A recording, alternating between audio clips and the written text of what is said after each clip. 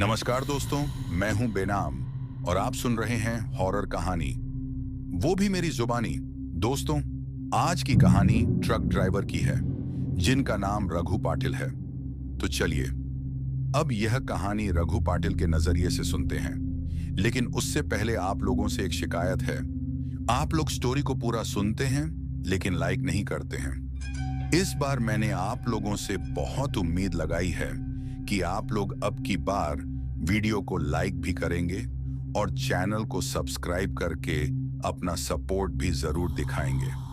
तो अब ज्यादा समय नहीं लेते हैं, चलिए कहानी की शुरुआत करते हैं। मेरा नाम रघुनाथ पाटिल है। लोग मुझे हाईवे पे रघु ड्राइवर के नाम से जानते होंगे। मैं महाराष्ट्र के सांगली जिले का रहने वाला एक आम सा आदमी हूं, जिसका पूरा जीवन ट्रक्स चलाते ही गुजरा है। मैं स्कूल बहुत कम गया था, बस 8वीं तक पढ़ पाया। उसके बाद घर की हालत खराब होने लगी, इसलिए चावल की मिल में लोड उतारने का काम मिला। वहां से धीरे धीरे ट्रक ड्राइवर्स से दोस्ती हुई और फिर 19 साल की उम्र में स्टीयरिंग पकड़ी। और तब से लेकर आज तक मैं हाईवे की धूल फांकते हुए देश के हर कोने में घूम चुका हूं। पर मेरा सफर कभी अकेला नहीं होता था। मेरे साथ मेरा क्लीनर, मेरा छोटा भाई जैसा दोस्त सोनू होता था। उसका असली नाम सोनू शेख था, पर मैं उसे प्यार से छोटू बुलाता था। उम्र उसकी सिर्फ 21 साल थी। पतला सा, कमजोर सा लड़का, लेकिन दिल से बहुत साफ। जब मैं रात में स्टीयरिंग चला रहा होता था, सोनू कभी मुझे चाय पिलाता, कभी गाड़ी की लाइट एडजस्ट करता, कभी मुझे जगाए रखता। जब काफी लंबे सफर पे जाते थे तो सोनू ही मेरा सहारा होता था, क्योंकि हाईवे की रात, बंद दुकानें, पेट्रोल पंप की अंधेरी जगह, इन सब में आदमी को साथ वाले की बहुत जरूरत पड़ती है। और ये कहानी भी एक ऐसे ही सफर की है। एक ऐसा सफर जिसे मैं आज तक भूल नहीं पाया हूं, जो मैंने महाराष्ट्र से राजस्थान के जैसलमेर तक किया था। इस सफर में मुझे बिल्कुल अंदाजा नहीं था कि हम जिस हाईवे पर चलने वाले हैं वो शापित हो चुका है और रात के बाद वहां कोई इंसान जिंदा नहीं बचता। ये बात पिछले साल की है, जब मुझे नागपुर से जैसलमेर तक एक मिलिट्री सप्लाई का लोड लेकर जाना था। लोड बड़ा हैवी था। राशन के बैग्स, कुछ मैकेनिकल आइटम्स और आर्मी का कुछ सामान। रूट सीधा था, महाराष्ट्र से मध्य प्रदेश, फिर गुजरात का बॉर्डर टच करते हुए राजस्थान में एंट्री। बस प्रॉब्लम ये थी कि हमको एक ऐसा रूट मिला था जो कम लोग यूज करते थे, क्योंकि वो हाईवे नया नया बना था और सुनने में आता था कि उस रास्ते पर रात को अजीब घटनाएं होती हैं। पर हम ट्रक ड्राइवर्स को क्या, हमें रोज ही कहीं ना कहीं अजीब बातें सुनने को मिलती हैं। इसलिए मैं और सोनू ने इस बात को इतना सीरियसली नहीं लिया। सुबह के 11 बज रहे थे। हम नागपुर के ट्रांसपोर्ट यार्ड में ट्रक को चेक कर रहे थे। सोनू इंजन में तेल चेक कर रहा था और मैं टायर्स का प्रेशर देख रहा था। भाऊ, रात का रूट थोड़ा अजीब बोल रहे थे लोग, सुना तूने?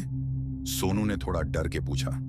अरे रे, हाईवे पे अजीब क्या होता है रे, सब बकवास बातें होती हैं, मैंने हंसकर बोल दिया। पर मन में हल्का सा संदेह जरूर था, क्योंकि जिस हाईवे का नाम वो लोग ले रहे थे उसे लोग काल पहाड़ हाईवे बुलाते थे। जिस जगह का नाम ही काला हो, वहां रात का अंधेरा और भी भारी पड़ता है। हम दोनों ने ट्रक स्टार्ट किया और दोपहर तक हम 300 किलोमीटर तक आ गए थे।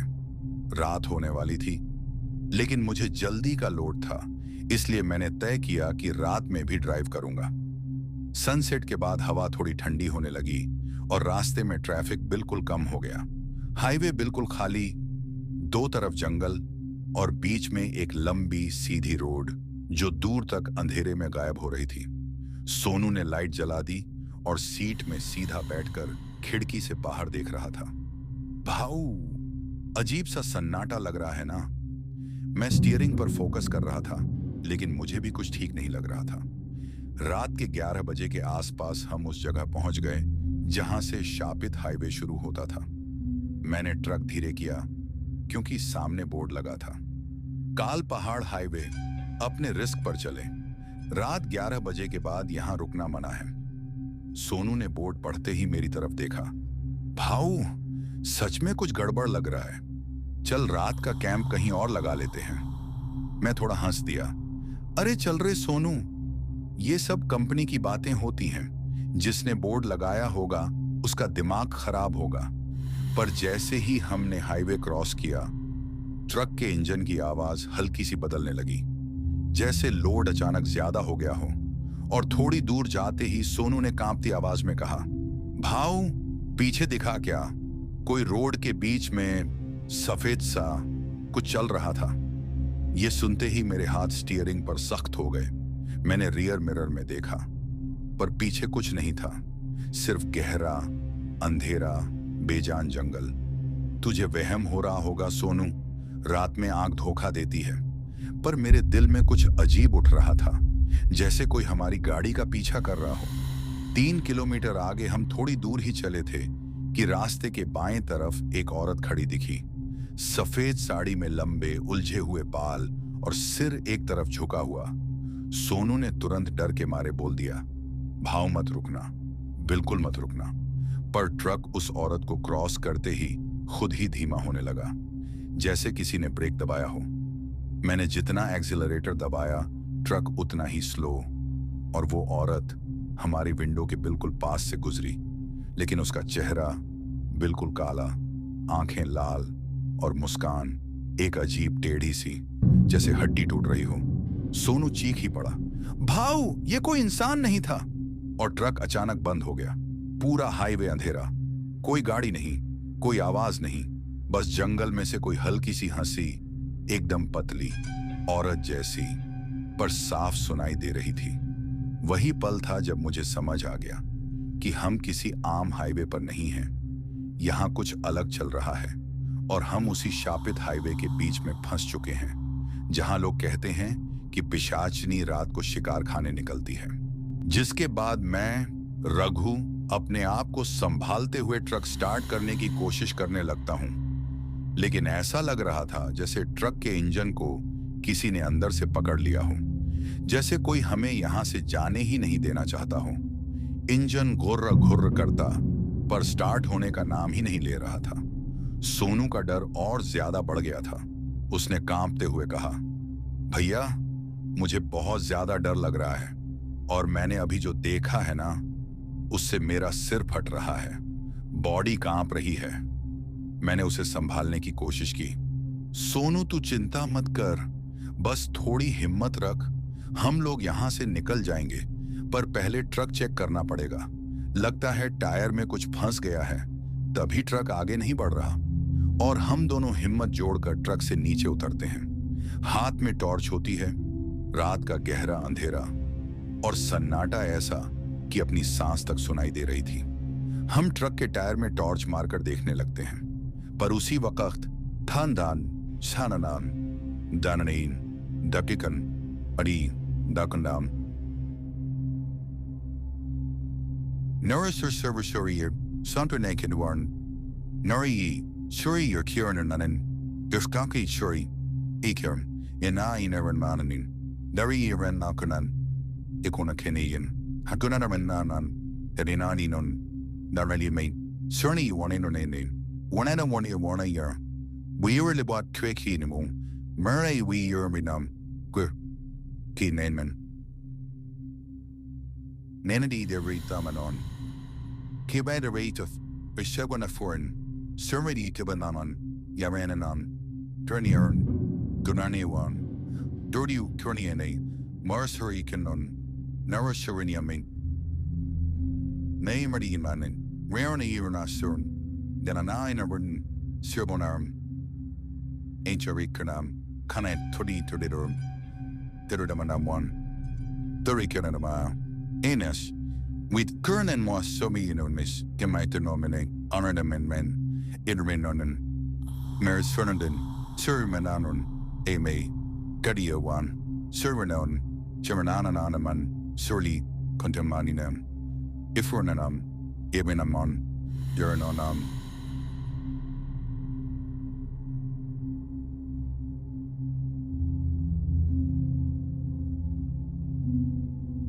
हमारी नजर ट्रक के पीछे पड़ती है। वहां किसी आदमी का एक लंबा सा साया खड़ा था, परछाई जमीन पर फैली हुई। जैसे कोई चुपचाप हमें देख रहा हो। सोनू का हाल और खराब हो जाता है। मैं हिम्मत करके ट्रक के पीछे जाता हूं और जैसे ही टॉर्च मारकर देखता हूं, वहां कोई नहीं होता, बिल्कुल कोई भी नहीं। हालांकि अभी हमने दोनों ने उस इंसान की परछाई देखी थी। मेरे दिमाग में एक अजीब सा सवाल घूम रहा था कि अगर कोई आदमी यहां नहीं है तो उस परछाई किसकी थी। मैं सोनू के पास मुड़ने लगता हूं और देखता हूं कि सोनू की आंखें बिल्कुल फटी सी गई हैं, जैसे उसने कुछ और भी खतरनाक देख लिया हो। और बिना कुछ बोले वो तेजी से भागता हुआ ट्रक के केबिन में चढ़ जाता है और गेट धड़ाम से बंद कर लेता है। मैं परेशान हो जाता हूं। अरे सोनू, क्या हुआ, क्यों भागा? मैं बाहर से आवाज लगाता हूं, पर वो कुछ बोल ही नहीं पा रहा था। और फिर अचानक सोनू बेहोश हो जाता है। इसी के बीच ट्रक के पीछे जंगल की तरफ से एक औरत की पतली सी, ठंडी सी, हिला देने वाली हंसी सुनाई देती है। लेकिन मैं उस आवाज को इग्नोर करता हूं और सिर्फ सोनू को होश में लाने की कोशिश करता हूं। थोड़ी देर बाद सोनू होश में आता है और होश में आते ही केबिन का गेट खोल देता है और मुझे अंदर आ जाने को कहता है। मैं तेजी से केबिन में घुस जाता हूं और गेट तुरंत बंद कर देता हूं। सोनू सांस सांस में हाल हो रहा था और आंखों में आंसू आ गए थे। सोनू, क्या हुआ तुझे? तू इतना कैसे डर गया? तब सोनू की आवाज टूटती हुई निकलती है। भैया, जब आप टॉर्च लेकर पीछे गए ना, तब मैं केबिन के पास टायर में टॉर्च मार रहा था। तभी किसी ने मेरे कंधे पर हाथ रखा था। मुझे लगा आप हो, पर जब मैं पीछे मुड़कर देखता हूं तो पीछे मैं ही खड़ा था भैया। मैं, बिल्कुल मेरे जैसा, मेरा चेहरा मेरे जैसा ही।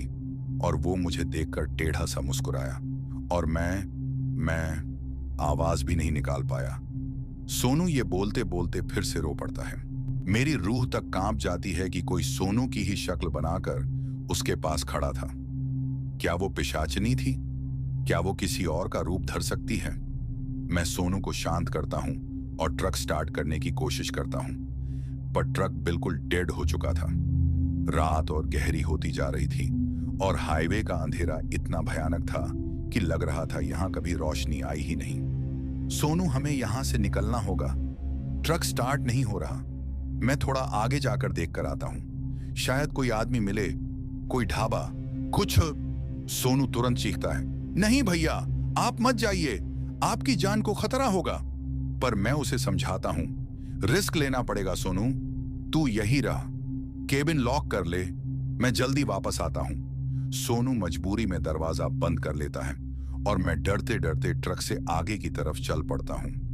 हर कदम पर लग रहा था जैसे जंगल में कोई हंसी दबा रहा हो, जैसे कोई मुझे देख रहा हो, जैसे कोई मेरे साथ साथ चल रहा हो।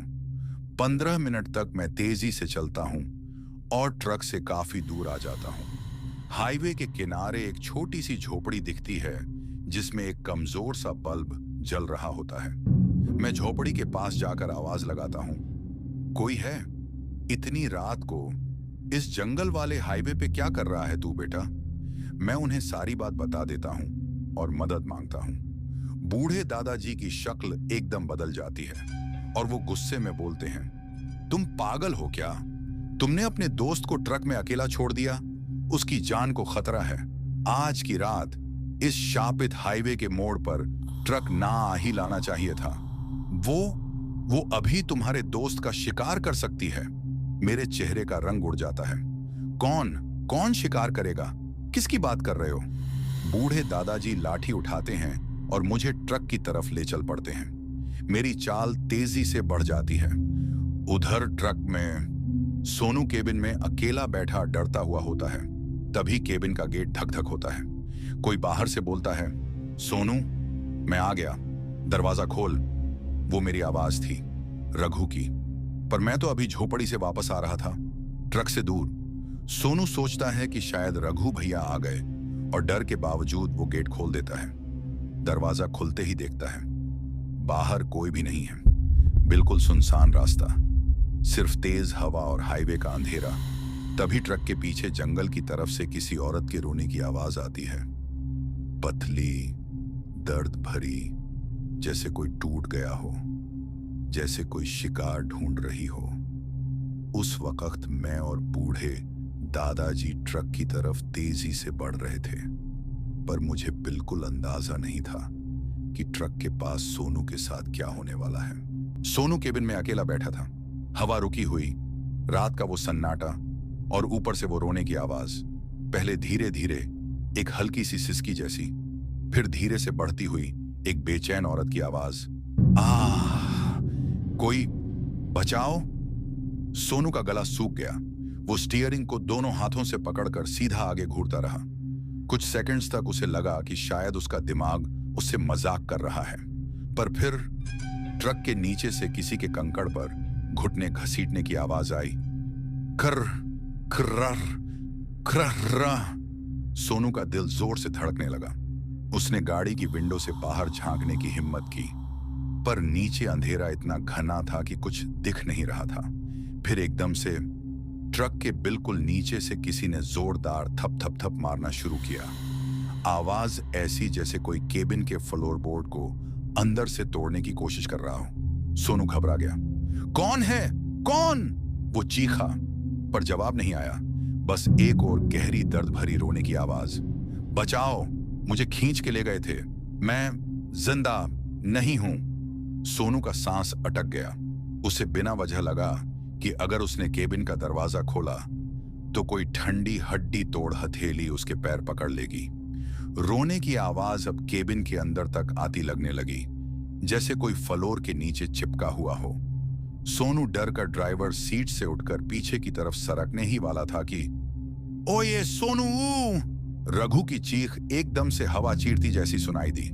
चाचा जी और रघु दोनों दौड़ते हुए ट्रक की ओर आ रहे थे। उनकी फ्लैशलाइट की रोशनी से पत्थर चमक रहे थे। सोनू, केबिन से बाहर मत निकलना, चाचा जी ने चीख कर कहा। पर तभी ट्रक के नीचे से कोई घूरती हुई घर घर सी आवाज आई, जैसे कोई जानवर रात में खाना चुरा रहा हो। सोनू ने आंखें फाड़कर देखा। नीचे से काले लंबी उंगलियों वाले एक हड्डी जैसे हाथ ने केबिन के अंडरबोर्ड पर जोर से थप मारी। टुक टुक टुक टुक। सोनू की चीख निकलती, पर उसी पल रघु ट्रक तक पहुंच गया। वो टॉर्च नीचे झुकाकर देखता है और उसकी सांस रुक जाती है। भगवान! रघु ठंडी सांस में बोलता है, ये आदमी नहीं है। रघु ने टॉर्च नीचे झुकाई। रोशनी का पतला सा तीर ट्रक के नीचे घुसा और बस एक पल के लिए सोनू ने जो हाथ देखा था वो सच में वहां था। लंबा, सूखा, हड्डी वाला। उसकी उंगलियां जैसे किसी मुर्दे की तरह टेढ़ी मेढ़ी। रघु के बोलते ही रुक गया। उसके हाथ में टॉर्च का ग्लास भी कांप गया और जैसे ही रोशनी सीधी उस हाथ पर पड़ी, छाआक, एक झटके में वो हाथ जैसे हवा में ही घुल सा गया। फिर सांस, एक पतली सी ठंडी हवा रघु के पैरों के पास से निकली और ट्रक के नीचे फैलते अंधेरे में खो गई। कोई साया, कोई शरीर, कुछ नहीं, बस खाली गहरा काला वैक्यूम जैसा अंधेरा। रघु की सांस फूल गई। सोनू केबिन के अंदर से हालत खराब वाली आवाज में बोला, भैया कुछ तो था वहां, आपने भी देखा ना? पर रघु जवाब देता उससे पहले वो आवाज वापस आई, लेकिन इस बार ट्रक के नीचे से नहीं, ट्रक के ऊपर से। मुझे दिखा? क्यों दिया? आवाज ऐसी जैसे कोई औरत जोरदार दर्द में हो, पर उसके गले में मुर्दा जैसी खराश हो। एक सिस्सी, एक घुटन, एक घबराहट। रघु ने और चाचा जी ने एक दूसरे को देखा। चाचा जी धीरे बोलते हैं, वो नजदीक आ रही है और अगर ये जिस चीज का शिकार करती है उसने सोनू की आवाज सुन ली तो वो सीधा ट्रक के केबिन पर आएगी। रघु का गला सूख गया। हवा में एक अजीब सी बू फैलने लगी, मिट्टी, खून और जलते बाल जैसी। चाचा जी ने लाठी थोड़ी ऊपर उठाई। उनकी आंखें बिल्कुल खुल गईं। रघु, सीधे ऊपर मत देखना, जो भी हो, अपनी नजर जमीन पर रखना। रघु ने डर के मारे अपनी आंखें जोर से बंद कर ली, क्योंकि ट्रक के ऊपर से अब कोई रेंगने की आवाज आ रही थी। खर, खर, खर, जैसे कोई जिस्म रेंगता हुआ केबिन की तरफ आ रहा हो। धीरे, बहुत धीरे ट्रक का पूरा ऊपर का हिस्सा झुकझुका सा लगने लगा, जैसे कोई भारी चीज ऊपर से लटक रही हो। चाचा जी फुसफुसाए, वो अभी केबिन की छत पर है। सोनू केबिन के अंदर से हिचकियों में बोल पड़ा, रघु भैया, ये क्या है? रघु चीखने ही वाला था कि तभी कबूम! ट्रक की रूफ पर किसी ने इतनी जोर से चोट मारी कि पूरा केबिन हिल गया। सोनू चिढ़क गया, रघु पीछे हट गया। चाचा जी ने लाठी जोर से पकड़ ली और ऊपर से एक औरत की घुटती सी गुस्सा भरी आवाज सुनाई दी। कौन था नीचे?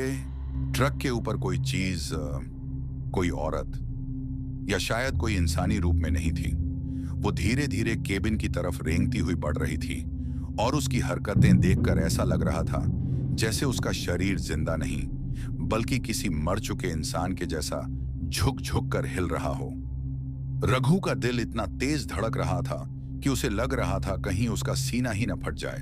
और चाचा जी लाठी को अपने दोनों हाथों से कस के पकड़कर ट्रक के बिल्कुल पास खड़े थे। उनके चेहरे का रंग सफेद पड़ चुका था, पर उनकी आंखों में डर के बावजूद एक अजीब सी सूझबूझ थी। तभी ऊपर से वो आवाज, वो घुटन भरी, गले में किसी मुर्दे की मिट्टी भरी आवाज एक बार फिर से मुंह से निकली। कहा ऊन था नीचे ए, और ऐसे लगा जैसे पूरी हवा ठंडी हो गई हो। सोनू केबिन के अंदर से चुपचाप सा रोना शुरू कर चुका था। उसकी सांस तेज तेज चल रही थी और वो अपने हाथों से अपने कानों को दबाए हुआ था, जैसे वो आवाज उसके दिमाग को चीर रही हो। रघु ने ऊपर नहीं देखा। डर इतना था कि उसके पैर बिल्कुल जम चुके थे। लेकिन तभी चाचा जी ने धीरे से रघु के कंधे पर हाथ रखा और एक भारी सी फुसफुसाहट में बोले, रघु, धीरे से साइड में हो जा, वो अभी केबिन की विंडो में झांकने वाली है। रघु का पूरा शरीर सुन्न हो गया। वो ना मूव कर पा रहा था, ना आवाज निकाल पा रहा था। और तभी खर्र खर्र ऊपर से कुछ खींचने घिसने जैसा शोर आया और केबिन की राइट साइड विंडो, जहां सोनू बैठा था, उसके बिल्कुल ऊपर से एक परछाई हिली। सोनू का रोना और तेज हो गया और उसने हाथ जोड़कर विंडो से पीठ लगाकर रोने लगा। पर तभी वो चीज, वो साया, अपना चेहरा धीरे धीरे नीचे झुकाने लगा और रघु और चाचा जी दोनों ने उस पल को अपनी आंखों से देखा। एक औरत का चेहरा, लेकिन बिल्कुल इंसानी नहीं। उसकी गर्दन इतनी टेढ़ी थी कि लगता था जैसे पूरी हड्डियां टूट चुकी हों। उसके लंबे बाल उल्टे लटक रहे थे और उसका चेहरा ऐसा लग रहा था जैसे किसी जल चुके इंसान की चमड़ी पिघल पिघल कर लटक रही हो। उसकी आंखें, वो दो खाली अंधेरे गड्ढे जैसी आंखें, सीधी सोनू की विंडो की तरफ देख रही थी और उसके होंठों से एक अजीब सी हंसी निकली जो आदमी की रूह को भी हिला दे। मैंने तुम दोनों को देख लिया। सोनू की चीख पूरे जंगल में गूंज गई, रघु भैया आ! रघु का दिल उस पल बंद होने लगा और वो तेजी से केबिन की तरफ भागने ही वाला था कि तभी छट्टा आख! चाचा जी ने अपनी लाठी से जोर से ट्रक की बॉडी पर ठोका। एक झटका आया। औरत जैसी वो चीज एक पल के लिए हिल गई और एक बहुत ही पतली सी घुटती हुई चीख निकली, ना ही। पर वो गई नहीं। वो केबिन की विंडो की ओर और ज्यादा झुकने लगी, जैसे अब उसका चेहरा बिल्कुल विंडो के शीशे से चिपक जाएगा और सोनू की जान बस कुछ ही पल की मेहमान हो। सोनू केबिन के अंदर बिल्कुल कोने में चिपक कर बैठा हुआ था। उसके होंठ कांप रहे थे और उसके आंसू रुक ही नहीं रहे थे, क्योंकि विंडो के बिल्कुल बाहर वो चेहरा, वो टेढ़ा टेढ़ा हड्डी टूटा हुआ चेहरा अब इतना पास आ चुका था कि उसकी सांस की ठंड ट्रक की ग्लास पर जमने लगी थी। और तभी कर्र कर्र कर्र, वो औरत जैसी वो पिशाचनी अपने लंबे टेढ़े और काले नाखून ग्लास पर धीरे धीरे घसीटने लगती है। उसके नाखून का आवाज बिल्कुल वैसी जैसे किसी पत्थर पर लोहे की चाबी घसीटी जा रही हो और हर घिसाव के साथ ग्लास हल्की हल्की कांपने लगता था। सोनू अपनी आंखें बंद करके चीख रहा था, भैया भैया, कोई बचा लो मुझे, भैया! पर उसकी आवाज केबिन के अंदर ही दब रही थी। बाहर रघु कभी सोनू की तरफ देख रहा था, कभी ऊपर ट्रक की छत पर झूलती हुई उस चीज की तरफ। और तभी चाचा जी ने घबराए हुए आवाज में रघु को बोला, रघु, वो ग्लास तोड़ देगी, तुम्हारा दोस्त जिंदा नहीं बचेगा, मुझे मंत्र पढ़ना होगा। वरना हम सब बर्बाद हो जाएंगे। चाचा जी ने अपनी लाठी को जमीन में टिकाया और धीरे धीरे अपने अंगोछे के फोल्ड में से एक पुराने कागज का टुकड़ा निकाला, जिसमें कुछ काला सॉर्ट के शब्द लिखे हुए थे, जैसे पुरानी लिपि में किसी देव को या किसी मुर्दे को पुकारने वाला मंत्र हो। हवा अचानक से रुक गई, जंगल का शोर भी रुक गया। सिर्फ एक ही आवाज, ग्लास को खोजती हुई नाखून की स्क्रैचिंग। ट्रक के अंदर से सोनू की सांस भारी पड़ रही थी और बाहर रघु का दिल उसके कानों में धड़क रहा था। तभी चाचा जी ने आंखें बंद करके बहुत ही धीरे, बहुत ही भारी आवाज में मंत्र पढ़ना शुरू किया। AUM कृत्य रोग नाशिनी, काल रात्रि भक्षकिणी, रक्षा रक्षा रक्षा। मंत्र की हर धुन के साथ ट्रक की बॉडी हल्की हल्की हिलती और ऊपर से पिशाचनी का चेहरा और ज्यादा टेढ़ा होता जा रहा था। उसकी गर्दन पूरी 90 डिग्री में घूम चुकी थी और अब उसकी आंखों का गड्ढा सीधा रघु की तरफ ताकने लगा। पर सबसे डरावना मोमेंट तब आया जब वो ग्लास को खरोंचते हुए अपने नाखून से हल्की सी लाइन खींचती गई और फिर एक झटके से क्राच, ट्रक की विंडो का एक कोना अंदर की तरफ से फट गया। सोनू की आंखों में से चीख ही निकल गई, लेकिन आवाज अंदर ही दब गई और पिशाचिनी के नाखून ने ग्लास का दूसरा हिस्सा भी क्रैक कर दिया, जैसे अब वो केबिन के अंदर घुसने ही वाली हो। चाचा जी मंत्र और तेज पढ़ने लगे। उनके दांत भी कस गए थे और उनकी आवाज में गुस्से और डर का अजीब मिक्स था। AUM काल रात्रि देवी, इस अशुभ आत्मा को दूर करो। उनकी मंत्र की धुन सुनते ही पिशाचिनी एक पल के लिए रुक गई। उसने अपना चेहरा रघु की तरफ मोड़ा और एक ऐसी चीख निकाली जो रघु के कान के अंदर तक घुस गई। ये तुम्हारा रास्ता नहीं है रघु। रघु का खून सूख गया। उसने कभी उस शापित हाईवे में किसी को नहीं बताया था कि उसका नाम क्या है, पर वो चीज उसका नाम जानती थी, जैसे वो कब से उसका इंतजार कर रही हो।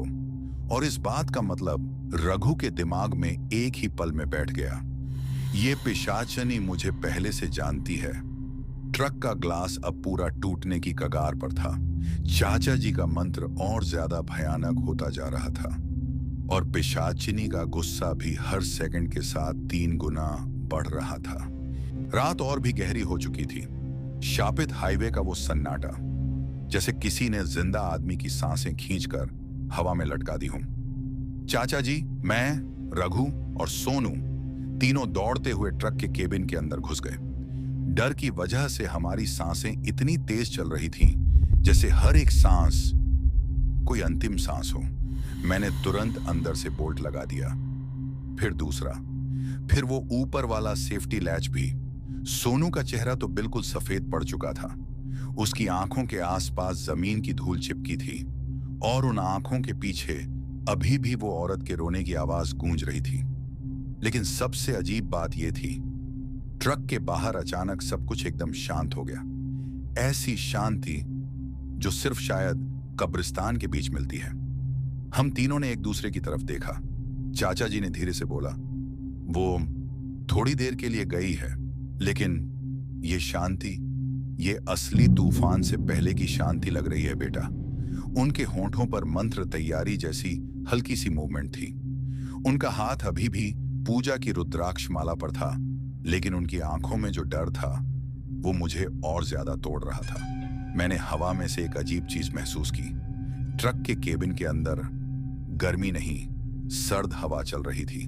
सोनू ने हिचकी लेकर पूछा, चाचा जी, ये इतनी ठंड कैसे? चाचा जी ने तुरंत मंत्र जप शुरू कर दिया। मंद मंद घुटी हुई आवाज में, AUM छिन्नमस्ता भवानी रक्ष रक्ष। उनके मंत्र के साथ केबिन के शीशे हल्की सी कंपन लेने लगे, जैसे कोई भारी साया उनके बाहर से सिर घुसाकर सुन रहा हो। और फिर फट फट फट ट्रक की रूफ पर कोई चीज चढ़कर रेंग रही थी, बिल्कुल उसी तरह जैसे बिल्ली नहीं, जैसे कोई उल्टा लटका हुआ इंसान अपने हाथों से क्रॉल कर रहा हो। सोनू एकदम हिल गया। मैंने धीरे से पीछे देखा। रियर व्यू मिरर में एक पल के लिए कुछ काला साया उल्टा लटका हुआ, फिर 1 सेकंड में गायब। चाचा जी जोर जोर से मंत्र पढ़ने लगे। उनकी आवाज अब जवाब से ज्यादा बेहाल लग रही थी। और तभी सिस्क्ररनरैछांच। ट्रक के राइट डोर पर कोई अपनी लंबी सूखी उंगलियों से लकड़ी जैसे नाखून घसीट रहा था, धीरे, घिनौना, चुभता हुआ। हम तीनों ने डर के मारे सांस भी रोक ली और एक पल के लिए, एकदम एक पल के लिए, बाथरूम के शीशे जैसे केबिन की विंडो पर एक औरत का चेहरा चिपक गया। आधे चेहरे पर खौन, आधी आंख बड़ी, आधी बिल्कुल गायब। उसके होंठों से कुंडी खोलने की आवाज जैसे कुछ बोल रही थी। ओह लो, मुझ हे ठंड लग रही है। चाचा जी ने झटके में एक लाल सिंदूर का टीका केबिन के डैशबोर्ड पर लगा दिया और थोड़ी सी राख हवा में फेंक दी। अचानक ट्रक के बाहर एक जोर का चीखना हुआ, जैसे कोई जली हुई औरत दर्द से हिल गई हो। लेकिन यह तो बस शुरुआत थी। पिशाचिनी अभी गई नहीं, वो बस हमारे आसपास फिर रही थी, बिल्कुल प्यास लगी शिकारी की तरह। और एक पल में ट्रक इतना जोर से हिलना शुरू हुआ जैसे किसी ने उसको नीचे से पकड़कर हिला दिया हो। धड़ धड़ धड़ धड़। सोनू चिल्लाया, भाई ये ट्रक को कौन हिला रहा है? कोई आदमी नहीं हो सकता। मैंने चाचा जी की आंखों में देखा। उन्होंने धीरे से बोला, पिशाचिनी अब अपना असली रूप दिखाएगी। चाचा जी जैसे ही ट्रक के बाहर निकले थे, मैंने उनके चेहरे पर एक अजीब सा डर देखा था, जैसे उन्हें पहले से पता हो कि अब वापस आना मुश्किल होगा। हम तीनों केबिन के अंदर बंद थे, लेकिन चाचा जी ने कहा था, रुको, अगर मैं मंत्र पढ़ दूं तो शायद वो दूर रहे, पर वो चीज, वो पिशाचिनी जैसे अंधेरों में ही सांस लेती हो। रघु ने केबिन का ग्लास हिलाया, चाचा जी जल्दी आओ, लेकिन उसकी आवाज अंधेरे में बिल्कुल दब सी गई। उस रात हाईवे बिल्कुल सुनसान था और हवा में एक अजीब सी ठंड, जैसे मौत ही हमारे पास से गुजरी हो। चाचा जी ने ट्रक तक बस 2 कदम ही लिए होंगे कि अचानक से पीछे से वो रोने की आवाज फिर से गूंज उठी। और इस बार वो ट्रक के पीछे से नहीं, बल्कि चाचा जी के बिल्कुल कान के पास से आई थी। माँ आ, मुझे दर्द हो रहा है। एक लड़की जैसी आवाज, लेकिन उसमें इंसानियत का एक भी बूंद नहीं थी। चाचा जी एक पल को ठहर गए। उन्होंने राम नाम लेने की कोशिश की, लेकिन उनकी जुबान अटकी हुई लग रही थी। मेरा दिल उस वक्त सीधा पेट में गिर गया था। मैं केबिन में सोनू को कसकर पकड़े बैठा था। सोनू का चेहरा बिल्कुल सफेद और उसकी सांस इतनी तेज जैसे कोई उसकी छाती दबा रहा हो। रघु चिल्ला पड़ा, चाचा जी आगे मत देखना, भाग जाओ। लेकिन सब कुछ इतना जल्दी हुआ कि हमें समझ भी नहीं आया। चाचा जी के बिल्कुल पीछे वो पिशाचिनी खड़ी थी। एक पल पहले वो वहां नहीं थी, अगले पल वहां थी। बस इतना ही दिखा, उसकी आंखें बिल्कुल खाली, जैसे 2 गड्ढे, और उनमें कोई जिंदा चेहरा दिखता हो। चाचा जी कुछ बोल भी नहीं पाए, उनकी आवाज गले में ही अटक गई। फिर एक झटका, एक तीखी सी आवाज, जैसे हवा को किसी ने चीर दिया हो। हमने कुछ नहीं देखा, सिर्फ चाचा जी का सदमे में एकदम दबकर रुक जाना देखा, और फिर वो जमीन पर गिर गए, बिल्कुल बेजान।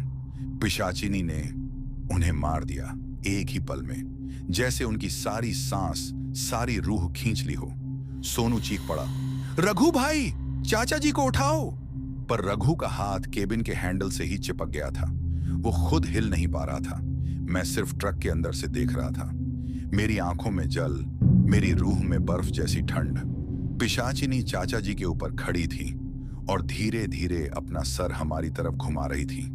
उसकी गर्दन एक अजीब, टेढ़ी, गलत एंगल में मुड़ रही थी, जैसे हड्डी से नहीं, धागों से बनी हो। और उसकी आंखें सीधा हम तीनों को देख रही थीं, जैसे कह रही हो, अब तुम्हारी बारी है। रघु ने केबिन का लॉक जोर से लगाया। ट्रक बंद कर, सब डोर्स बंद कर, जल्दी। सोनू रोते हुए मेरे कपड़ों में चिपका हुआ था, लेकिन ट्रक का हॉर्न खुद ब खुद बज गया। एक लंबा, बेजान मातम जैसा हॉर्न। बाह, हम तीनों का दिल एक साथ रुक गया। वो ट्रक पर चढ़ रही थी। ट्रक के केबिन का हॉर्न अभी भी बस अपने आप एक अजीब सी लंबी चीख जैसे बज रहा था, और हम तीनों केबिन में चिपके बैठे थे, जैसे कोई कब्र में बंद हो। और तभी था डैड, पूरा ट्रक एक झटके से हिल गया, जैसे ऊपर से कोई भारी चीज टपक कर बैठी हो। सोनू चिल्लाया, रघु भाई, वो ऊपर है, ट्रक के ऊपर चढ़ गई है। मेरे हाथ ठंडे पड़ गए थे। रघु का चेहरा बिल्कुल सफेद हो गया। धन धन धन। ट्रक की छत पर जोर से किसी के चलने की आवाजें, लेकिन इंसान वाली नहीं, जैसे हाथ पैर उल्टे हों और कोई उल्टी तरह से चल रहा हो। हर कदम ट्रक की छत को दबा रहा था और ट्रक धीरे धीरे हिलने लगा। रघु धड़कती आवाज में बोला, सोनू संभल के बैठ जा, ट्रक को बचाना होगा वरना ये पलट जाएगा। लेकिन उसके बोलते ही पिशाचिनी की एक तीखी सी चीख ट्रक के ऊपर से नीचे तक उतर आई, जो सीधा केबिन में घुस गई। सोनू अपने कान बंद करके रोने लगा, भैया वो हमको पलट देगी, वो हमको मार देगी। ट्रक का सामने का हिस्सा अचानक जोर से नीचे दब गया, जैसे किसी ने पूरी ताकत से प्रेस किया हो। ट्रक हिलने लगा, कभी लेफ्ट, कभी राइट, कभी पूरा केबिन झटका खा रहा था। रघु ने इग्निशन को घुमाया, पर ट्रक स्टार्ट नहीं हो रहा था। चल चल चल। रघु इग्निशन को इतना जोर से घुमाता कि उसके नकल्स लाल हो गए। पिशाचिनी ऊपर से क्रॉल करने लगी, सीधा केबिन के ऊपर, जैसे वो हमें देख रही हो, सिर के बिल्कुल ऊपर से। थक थक थक थक। उल्टे हाथों पांव की टैपिंग केबिन की रूफ पर। उन टैप्स में ना कोई रिदम, ना इंसानियत, जैसे वो सिर्फ खेल रही हो हमें डराने का, तोड़ने का, पलटने का। रघु की आवाज टूट गई। मैंने कभी नहीं सोचा था आज ट्रक ही अपनी मौत बन जाएगा। फिर ट्रक का पूरा बैक पोर्शन अचानक हवा में 2 फुट ऊपर उठ गया, हमें तीनों को सीटों से उछालकर। सोनू चीखा, भाग रघु भाई, ट्रक स्टार्ट कर। ट्रक फिर धड़ाम से जमीन पर गिरा, ग्लास हिलने लगे, केबिन का मिरर अपने आप टूटकर लपेट गया। पिशाचिनी ऊपर से शफल कर रही थी, जैसे कभी एक जगह, कभी दूसरी जगह, कभी बिल्कुल ड्राइवर सीट के ऊपर। रघु ने इग्निशन एक और बार घुमाया।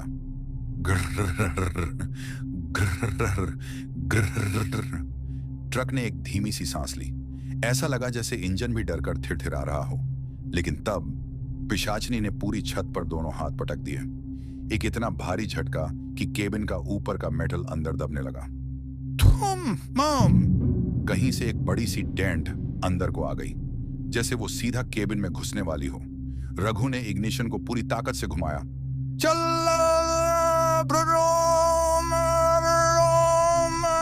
इंजन स्टार्ट हो गया। मेरा दिल एक पल के लिए रुककर धड़ा। सोनू ने खुशी में सांस ली भी नहीं। लेकिन ट्रक स्टार्ट होते ही पिशाचिनी की चीख ट्रक की छत से आई, एक ऐसी चीख जैसे कोई अपना शिकार हाथ से निकालते हुए देख ले।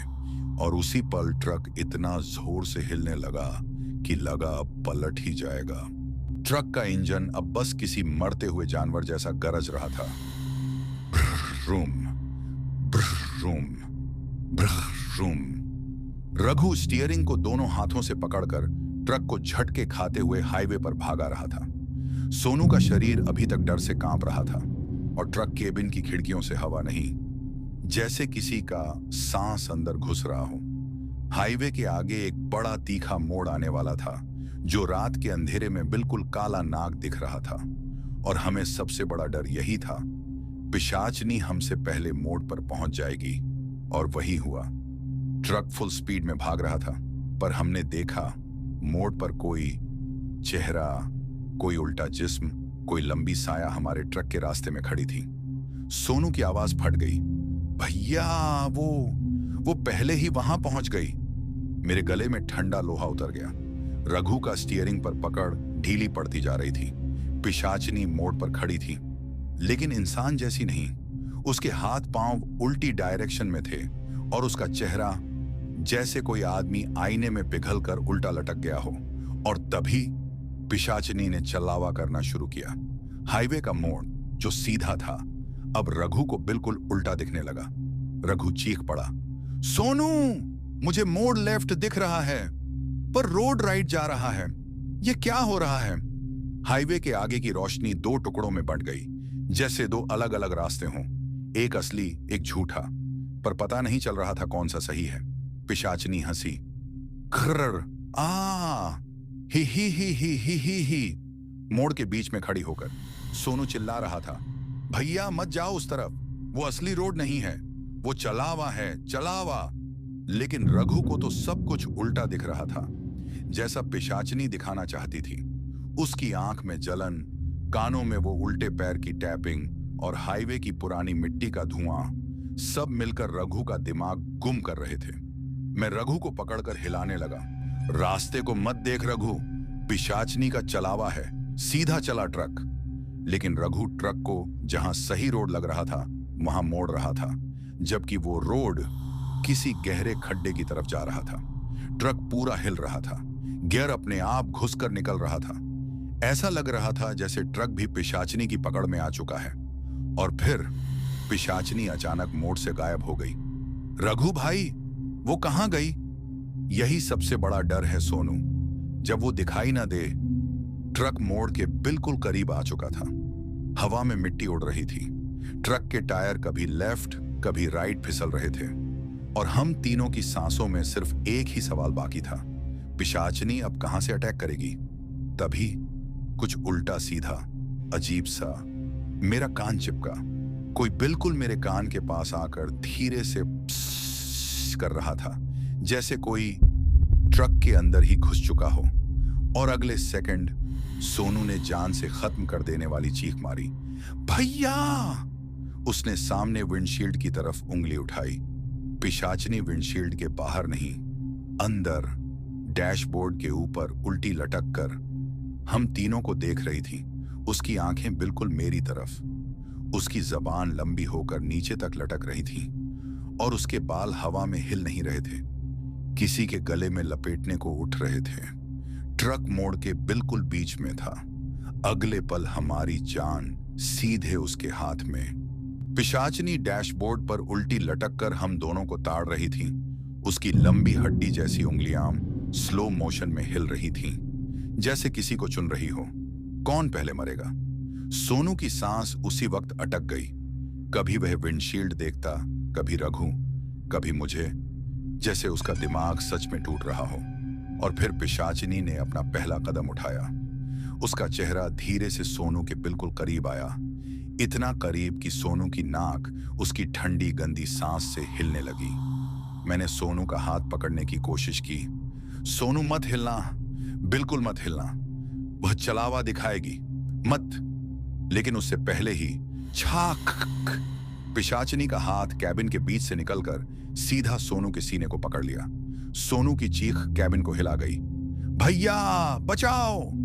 मैं रघु जोर से सोनू को खींचने लगा, लेकिन पिशाचिनी की उंगलियां जैसे लोहे के पंजों की तरह उसके कपड़ों में घुस चुकी थीं। सोनू को खींचती हुई पिशाचिनी कैबिन के ग्लास के पास ले गई। विंडशील्ड हिलने लगा। धड़ धड़ धड़। उसका लक्ष्य क्लियर था, सोनू को बाहर खींच लेना। उसने सोनू की पीठ पर अपने बाल लपेट लिए, जैसे कोई जहरीली रस्सी हो।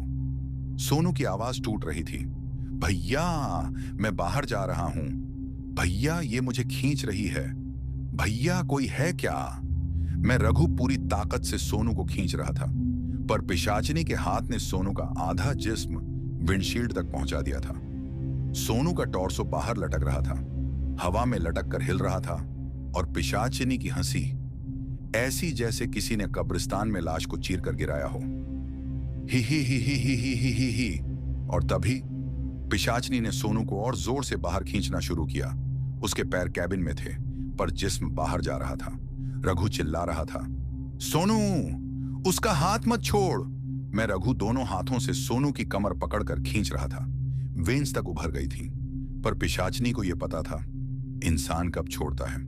उसने चलावा फिर से चलाया। हवा एकदम रुक गई, कैबिन में अंधेरा सा भर गया। सोनू के चेहरे की जगह हमें किसी और का चेहरा दिखने लगा। रघु ने गरज कर पूछा, ये क्या दिखा रही है तू? कौन है यह? पिशाचिनी सोनू को खींचती हुई बोल रही थी, ये तेरा दोस्त नहीं, ये तो पहले ही मर चुका। मां, मैं जिंदा हूं भैया, सोनू चीखा। पर रघु को कुछ और ही दिख रहा था, जैसे सोनू का चेहरा मुर्दा, नीला, सूजा हुआ हो। पिशाचिनी का चलावा अब रघु तक पहुंच गया था। मेरी सांसों का जोर बढ़ता जा रहा था। सोनू की आवाज टूटकर पतली हो गई, रघु भैया प्लीज मत छोड़ना भैया, मत। पिशाचनी सोनू को कैबिन के ग्लास से आधी तक बाहर खींच चुकी थी। अगर रघु का हाथ एक पल के लिए भी फिसलता, सोनू सीधे उसके अंधेरे जिस्म में समेटा जाता। पिशाचनी की हंसी और तेज और तेज और तेज, और तभी हाईवे के मोड़ से कोई पुरानी पूजा की घंटी बजने लगी। खिन्न खिन्न खिन्न खिन्न न। पिशाचनी का चेहरा एक पल के लिए सख्त पड़ गया। सोनू जिंदा था, लेकिन बस एक उल्टे पल के लिए। ट्रक कैबिन अभी भी उल्टा टेढ़ा हो रहा था। ट्रक के अंदर अब सिर्फ दो ही सांसें भारी भारी चल रही थीं, राघु और सोनू की। चचा जी का सिर अभी भी कैबिन के बीच भटक रहा था, और उसके गिरते खून की गरम गरम धारा गियर लेवर के पास से बहती हुई फुट मैट तक पहुंच रही थी। हवा में वही जलती हुई लकड़ी जैसी गंदी बू, जिसमें किसी औरत के दर्द और किसी मृत देह की चीख मिली हुई थी। रघु ने विंडशील्ड के बाहर धीरे से झांकने की हिम्मत की, और झांकते ही उसका सांस गले में अटक गया। पिशाचनी वहां नहीं थी, गायब। बिल्कुल वैसा गायब जैसा जंगल में बाघों की रात में हवा होती है, जो एक पल काटी जाती है और अगले पल बिल्कुल ठीक तुम्हारे कान में आ जाती है। सोनू ने रघु का कंधा पकड़ा। भाई, यह अच्छा साइन नहीं होता। जब कोई चीज गायब होती है ना, तब असली हमला होता है। रघु कुछ बोलता उससे पहले ही ट्रक का हॉर्न अपने आप जोर से बजने लगा। बर्न! सोनू चिल्लाया। भाई, ये तो बंद ही था। और तब स्टीयरिंग व्हील धीरे धीरे अपने आप घूमने लगा। गियर खट से पीछे लगा, जैसे ट्रक खुद चलना चाहता हो। रघु और सोनू कैबिन के बीच सिमट गए, और फिर विंडशील्ड के बाहर रात की अंधेरी हवा में दो लाल आंखें चमकी। सिर्फ आंखें, बिना चेहरे के, बिना शरीर के। दो जलती हुई अंगारों जैसी आंखें जो सीधा ट्रक की तरफ देख रही थी।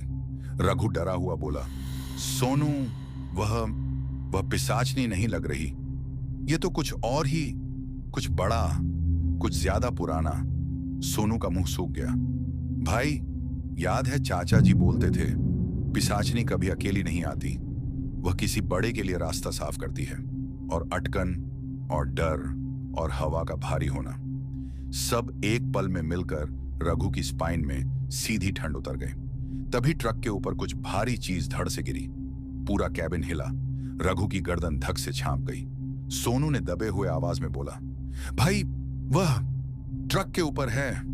और जैसे ही रघु ने धीरे से रूफ की तरफ देखा, ट्रक की मेटल छत पर लंबी नंगे उंगलियों की थक थक थक करते हुए चलने की आवाज आई। उंगलियां जो आदमी की नहीं हो सकती थी, जानवर की भी नहीं। वह किसी और ही रूप की थी, पतली, लंबी, जैसे किसी ने हड्डी को खींचकर दूर तक खींच दिया हो। और फिर सोनू की आंखें फट गईं। रघु, वह चाचा जी का सिर गुम है। राघु ने नीचे कारपेट पर देखा, जहां अभी थोड़ी देर पहले चचा जी का काटा हुआ सिर पड़ा था। वह अब नहीं था। हवा में फिर एक आवाज आई, आ। एक औरत की हंसी, और साथ में किसी बच्चे की चीख।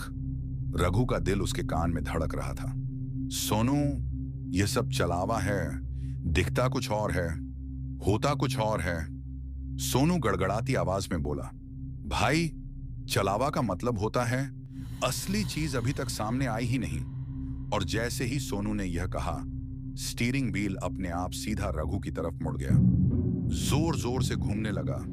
ट्रक का इंजन खुद ब खुद स्टार्ट हो गया, और विंडशील्ड के बाहर वह लाल दो आंखें अब धीरे धीरे चिपक कर एक चेहरा बनाने लगे। चेहरा पर आधा जल चुका था, आधे हिस्सों में गायब, जैसे किसी ने उसे मिट्टी में घसीटकर आधे रूप में छोड़ दिया हो। ट्रक के अंदर अब सिर्फ दो ही सांसें भारी भारी चल रही थीं, रघु और सोनू की। चचा जी का सिर अभी भी कैबिन के बीच भटक रहा था, और उसके गिरते खून की गरम गरम धारा गियर लेवर के पास से बहती हुई फुट मैट तक पहुंच रही थी। हवा में वही जलती हुई लकड़ी जैसी गंदी बू, जिसमें किसी औरत के दर्द और किसी मृत देह की चीख मिली हुई थी। रघु ने विंडशील्ड के बाहर धीरे से झांकने की हिम्मत की, और झांकते ही उसकी सांस गले में अटक गई। पिशाचनी वहां नहीं थी, गायब। बिल्कुल वैसा गायब जैसे जंगल में बाघों की रात में हवा होती है, जो एक पल काटी जाती है और अगले पल बिल्कुल ठीक तुम्हारे कान में आ जाती है। सोनू ने रघु का कंधा पकड़ा। भाई, यह अच्छा साइन नहीं होता। जब कोई चीज गायब होती है ना, तब असली हमला होता है। रघु कुछ बोलता उससे पहले ही ट्रक का हॉर्न अपने आप जोर से बजने लगा। पूर्ण! सोनू चिल्लाया। भाई, यह तो बंद ही था।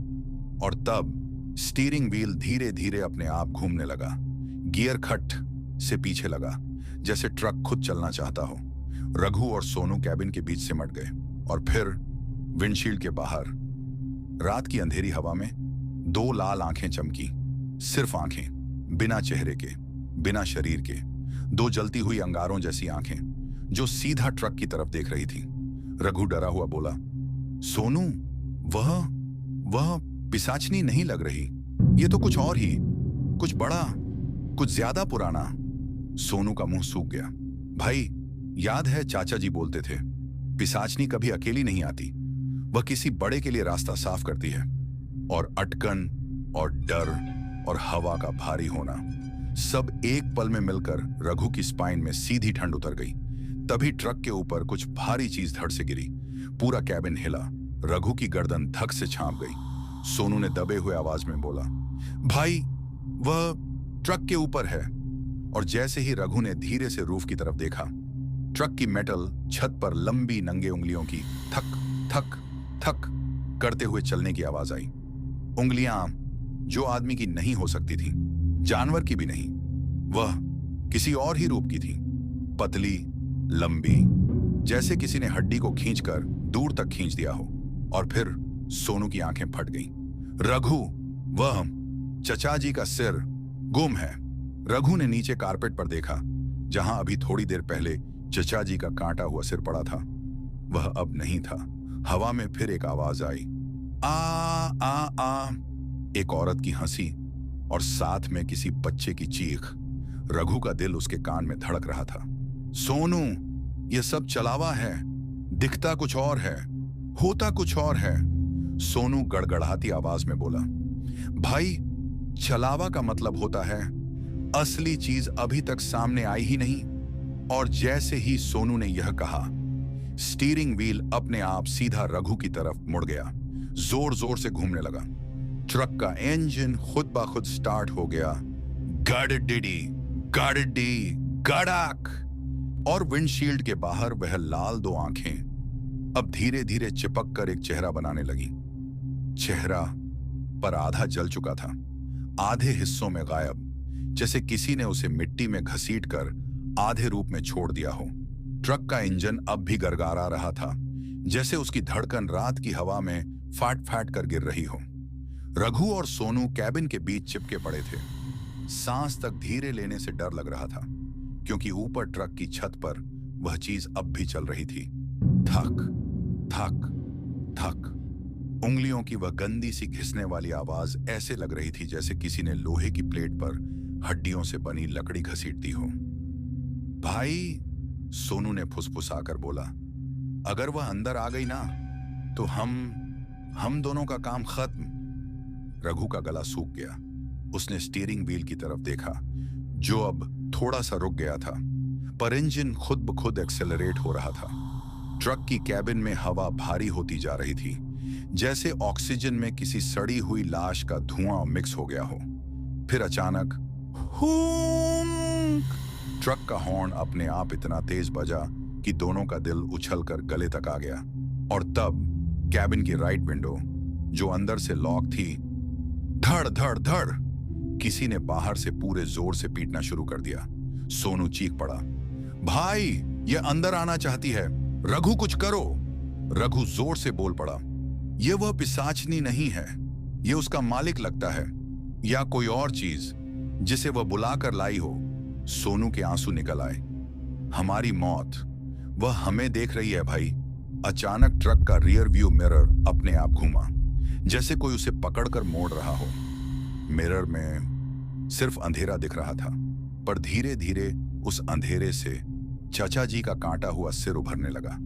वह मिरर में रघु और सोनू को देखकर थोड़ी देर चुप रहा, फिर एक अजीब सी खर खर हंसी निकाली, जो आधा इंसानी आधा किसी जानवर की आवाज लग रही थी। सोनू का शरीर कांपने लगा। भाई, ये तो चाचा जी नहीं है, ये छलावा है, छलावा। रघु ने सामने देखा और तब रूफ से एक लंबी काली जुबान की परछाई विंडो के कोने से लटकती दिखाई दी, जैसे कोई ऊपर लटक कर अंदर आने का मौका ढूंढ रहा हो। हवा और भरने लगी, सिगरेट की तरह जलने की बू। इसके साथ किसी औरत की सिसकारी और फिर एक बच्चे की रुक रुक कर आती रोटी हुई आवाज, बचाओ बचाओ। सोनू फूंक फूंक कर बोला, भाई, ये आवाज पकड़ती है, जो सुन ले उसका दिमाग अपना कंट्रोल खो देता है। हम अगर रिएक्ट करें तो ये अंदर आ जाएगी। रघु ने आंखें जोर से बंद कर ली। हमें सिर्फ एक काम करना होगा, ट्रक को यहां से भगाना होगा, वरना वह ऊपर से कभी ना कभी आ ही जाएगी। सोनू ने तुरंत कहा, पर भाई, इंजन तो खुद उसके कंट्रोल में है, अगर हमने पेडल दबाया तो हो सकता है। उसी वक्त रूफ फट गई। एक बड़ा सा चीखने का साउंड, जैसे लोहे को किसी ने उंगलियों से फाड़ दिया हो। रघु और सोनू दोनों ने सिर ऊपर उठाया और दिल का धड़कना बंद हो गया एक पल के लिए।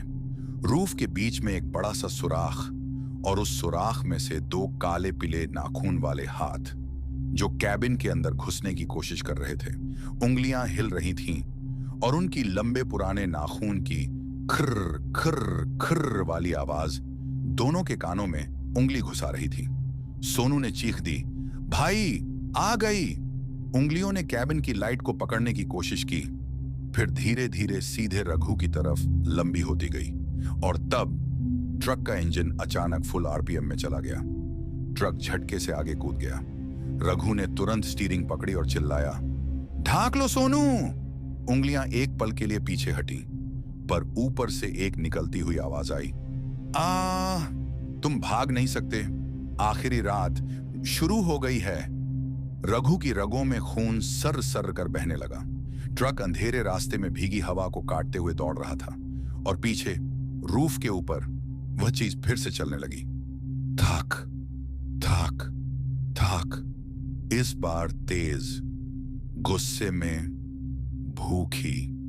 तो मेरे प्यारे दोस्तों, आज की यह डरावनी और सच्ची कहानी खत्म होती है, लेकिन मैं इस चैनल में आप लोगों के लिए हर दिन एक अनोखी और सच्ची ट्रक ड्राइवर की आप बीती और कहानी लेकर आता हूं। लेकिन आप लोगों से मेरी एक रिक्वेस्ट है, प्लीज हमें सपोर्ट करने के लिए हमारे इस वीडियो को लाइक करके चैनल को सब्सक्राइब कर लीजिए, और अगर आप भी अपना नाम नेक्स्ट वीडियो में अनाउंस करवाना चाहते हो तो इस वीडियो के कमेंट सेक्शन में अपना नाम लिख दीजिए, और हम लोग मिलते हैं नेक्स्ट वीडियो में एक नए और डरावनी कहानी के साथ। तब तक अलविदा।